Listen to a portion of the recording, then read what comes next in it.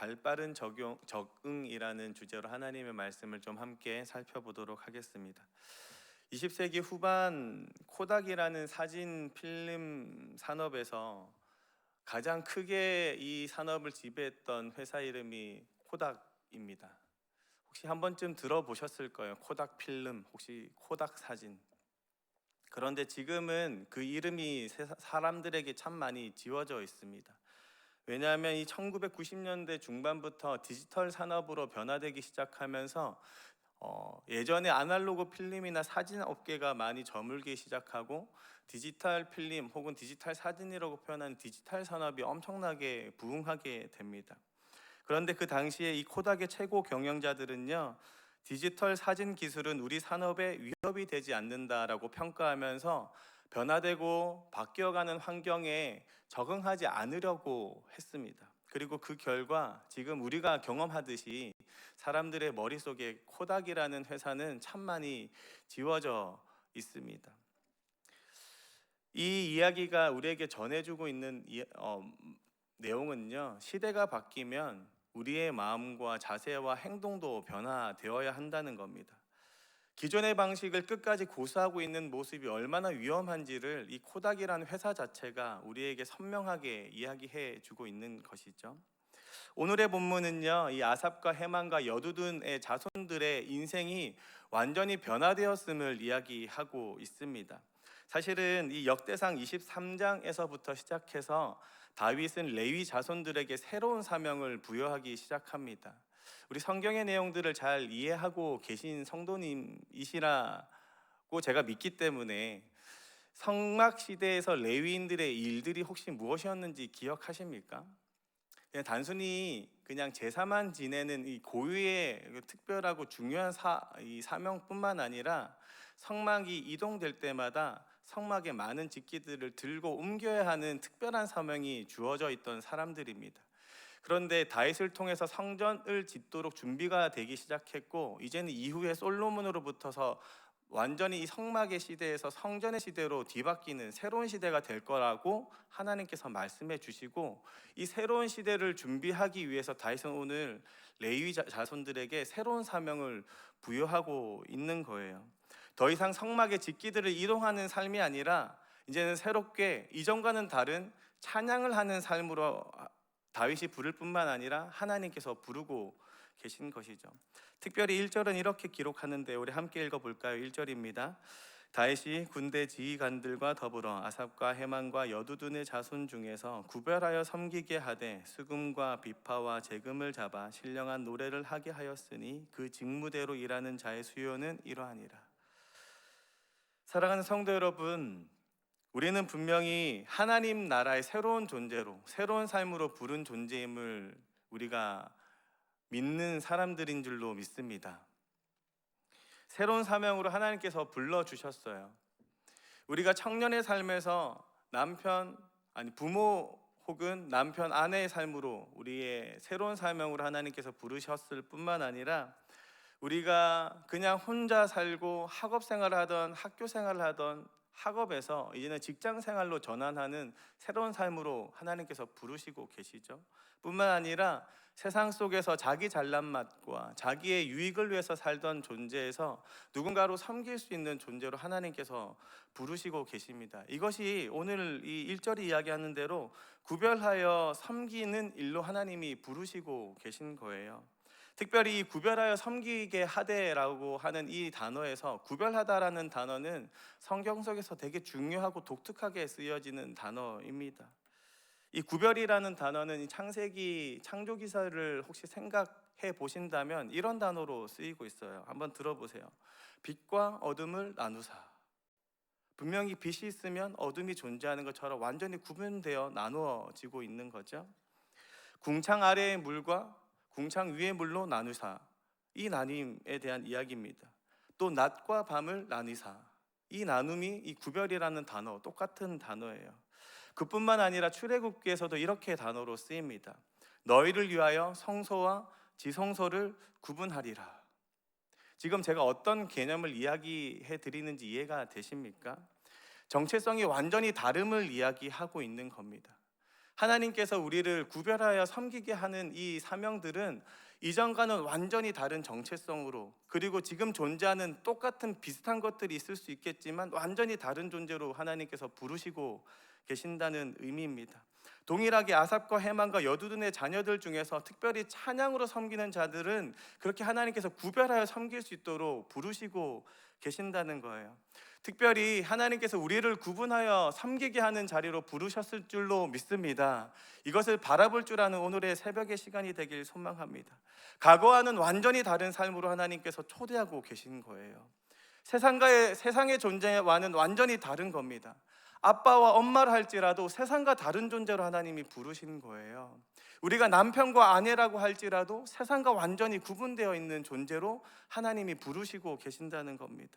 특별히 우리가 하는 사업도, 우리가 오늘 감당해야 되는 직장의 안에서의 일들도 똑같이 보일지라도 세상과 완전히 다른 존재로 하나님이 부르시고 계신 거예요. 우리가 오늘 하루 감당해야 되는 섬김과 사랑과 봉사의 자세도 동일한 것이죠. 그렇다면 우리는 특별히 하나님께서 세우신 이 자리 안에서 어떤 마음과 자세로 임해야 될까요? 저는 세 가지 정도로 좀 살펴보고자 합니다. 구별된 자리를 잘 감당하기 위해서 첫 번째는 뭐냐면 질서를 유지해야 합니다. 이들이 섬기는 자세에 대해서 공통점들이 기록되어 있습니다. 뭐냐면 2절 한번 보세요. 아삽의 지휘 아래. 3절 보면 또 이렇게 이야기합니다. 그의 아버지 여두둔의 지휘 아래. 6절 이들이 다 그들의 아버지의 지휘 아래. 6절 아삽과 여두둔의 헤만은 왕의 지휘 아래 있었으니. 계속해서 반복되는 건 뭐냐면 지휘 아래 있다라고 이야기하는 거예요. 창조의 하나님은 혼돈과 어둠의 땅, 무질서하고 아무것도 없는 텅 빈 땅을 완전히 질서 있고 조화롭고 그리고 충만하게 바꾸셨습니다. 창조 전에 혼돈하고 공허하다라는 이 혼돈이라는 의미가 뭐냐면 무질서하다라는 의미예요. 영어로 말하면 카오스입니다.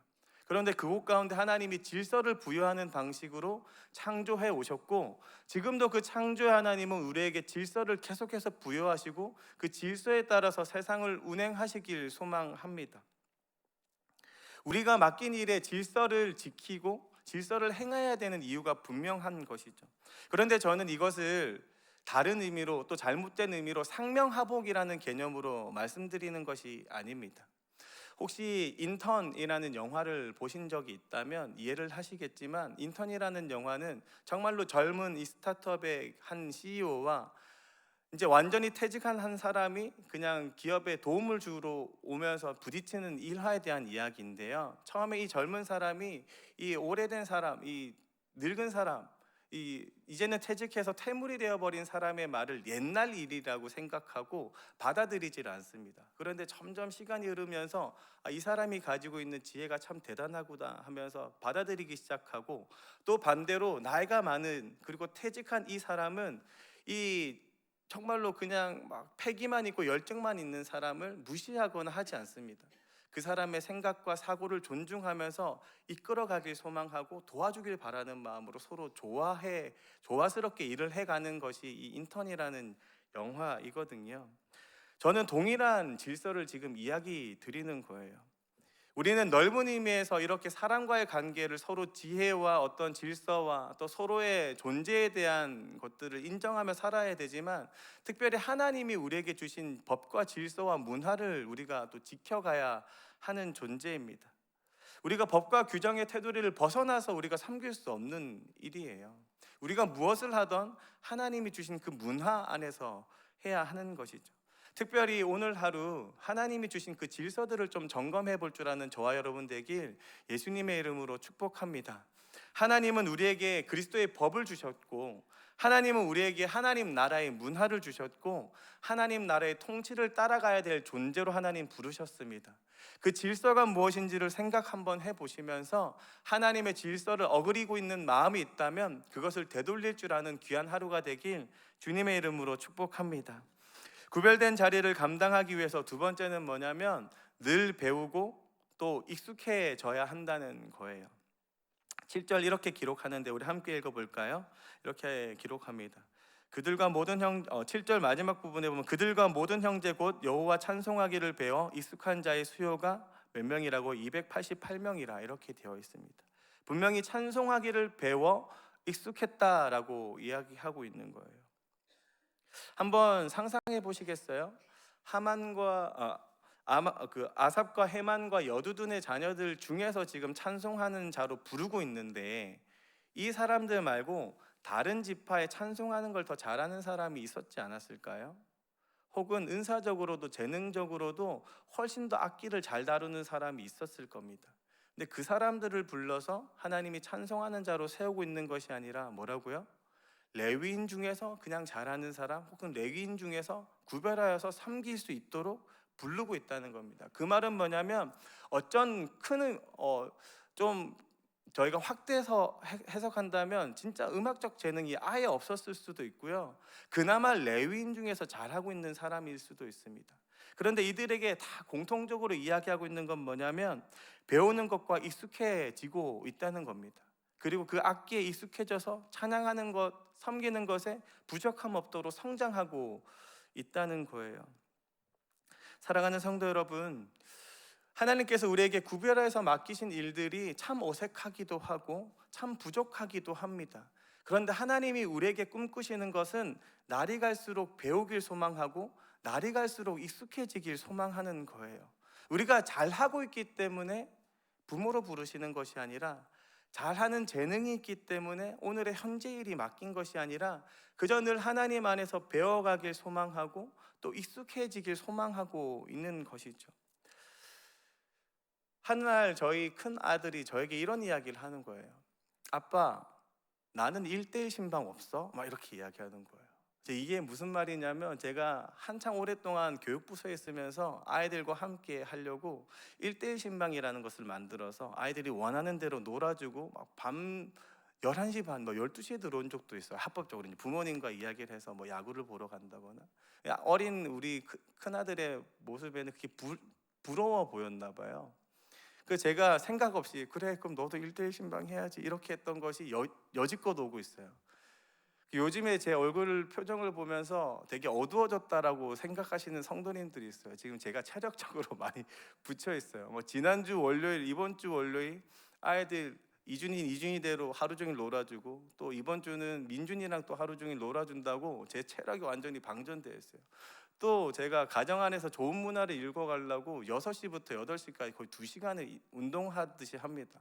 비가 와도 어제도 막 걷고 다니고 거의 한 8km 가까이를 걸어요. 근데 1시간 운동하고 돌아와서 제가 뭐 할 일 하는 것이 아니라, 아내도 세워주고 싶고 저도 세울 뿐만 아니라 자녀들도 세우고 싶어서 1시간 먼저 운동하고 집에 돌아오면 아내한테 이제 1시간 운동하고 와라, 내가 아들 3명 내가 데리고 있겠다 해서 나가서 놀이터 웃으시는 우리 성도님들 계신데, 이게 쉽지 않은 일이에요. 육아 남자애들 3명 데리고 있는 게. 이것을 지금 한 2주 좀 넘게 하고 있는데, 이제 체력적으로 점점 붙이기 시작하는 거예요. 근데 제가 일말의 희망은 제가 전문가가 되어가고 있다라는 희망입니다.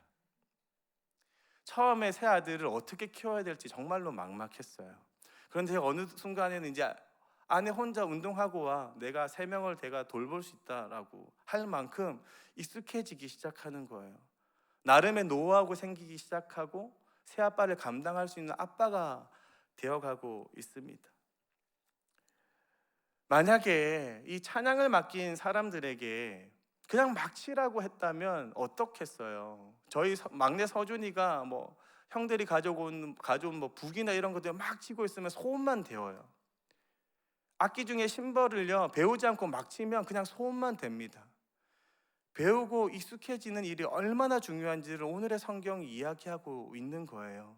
사랑하는 성도 여러분, 배우고 익숙해지는 저와 여러분 되길 주님의 이름으로 축복합니다. 오늘 하루 맡기신 일에 정말로 배우는 자세를 유지하길 소망합니다. 그리고 어색하고 힘들다고 피하는 것이 아니라 익숙해지는 저와 여러분 되길 소망합니다. 그래서 하나님이 맡기신 그 소명과 사명들을 잘 감당해 갈 줄 아는 저와 여러분 되길 예수님의 이름으로 축복합니다. 세 번째, 이 구별된 자리를 잘 감당하기 위해서는 차별과 차등이 없어야 해요. 저는 오늘의 본문 중에서 가장 중요한 메시지가 담겨 있다라고 생각합니다. 8절 이렇게 이야기하는데요, 한번 보세요. 이 무리의 큰 자나 작은 자나 스승이나 제자를 막론하고 뭐라고요? 다 같이 제비를 뽑아 직임을 얻었으니. 잘하고 유능하다고 해서 좋은 것을 맡기거나 높은 자리를 맡기는 것이 아니라 스승이나 제자나 뭐 나이와 상관없이 어떤 재능과 상관없이 제비를 뽑아서 하나님께서 일을 맡기셨다라고 이야기하고 있습니다. 더 잘하니 더 좋은 것을 맡기지 않는다고 이야기하는 거예요. 반대로 표현하면 내가 오늘 하고 있는 것이 하찮다고 해서 내가 부족하니 하나님이 하찮은 일을 맡겼다라는 의미가 아닙니다. 모든 것이 하나님 안에서 차별이 없고 차등이 없고 가장 중요하고 우리에게 가장 적합한 일로 맡겨진 일이라는 것이 바로 제비를 뽑았다라는 의미예요. 사랑하는 성도 여러분, 오늘 하루 상대적인 비교와 그러한 마음으로 인해서 우리 자리보다 더 높은 자리가 보이거나 나보다 더 대단해 보이는 사람들이 있을 수 있습니다. 반대로 나에게 하나님이 높은 자리를 맡기셨다고 해서 다른 사람들이 다 하찮게 보이거나 부족해 보이는 모습들로 세상을 바라보거나 사람을 바라보고 있을지도 모릅니다. 하지만 우리에게 지금 맡겨진 일 혹은 상대방에게 맡겨진 일은 하나님이 그저 제비를 뽑아서 맡겨주신 일인 줄로 믿습니다. 우리의 재능과 잘함과 어떤 사람의 어떤 능력에 따라서 맡겨진 일이 아니라 그저 하나님이 적합하시기에 하나님의 뜻의 가운데서 맡겨진 일인 줄로 믿습니다. 그러기에 비교와 어떤 차별을 하시지 않는 저와 여러분 되길 소망합니다. 나보다 아래에 있는 사람이라고, 나보다 직급이 낮다고 해서 무시해야 될 존재가 아니라 똑같이 존중하면서 질서를 지켜야 하는 존재인 줄로 믿습니다. 하나님이 오늘 우리에게 그저 맡긴 것이 아니라 가장 적합하다고 맡긴 일이기 때문에 우리가 더욱더 배워야 하고 익숙해져야 하는 것이죠. 이런 아름다운 일들을 우리가 생각하면서 오늘도 주어진 자리를 잘 감당해가는 저와 여러분 되길 예수님의 이름으로 축복합니다. 말씀을 정리하겠습니다. 하나님은 우리를 특별한 존재로 구분하여서 부르신 존재입니다. 그렇기 때문에 오늘 하루 하나님이 부르신 자리에서 부여된 질서들을 잘 유지하면서 또 혹은 우리가 배워가면서 또 점점점 익숙해져 가면서 차별과 차등 없이 맡기신 사명들을 잘 감당해가는 오늘의 하루 되길 예수님의 이름으로 축복합니다. 우리 함께 기도하며 나아가겠습니다.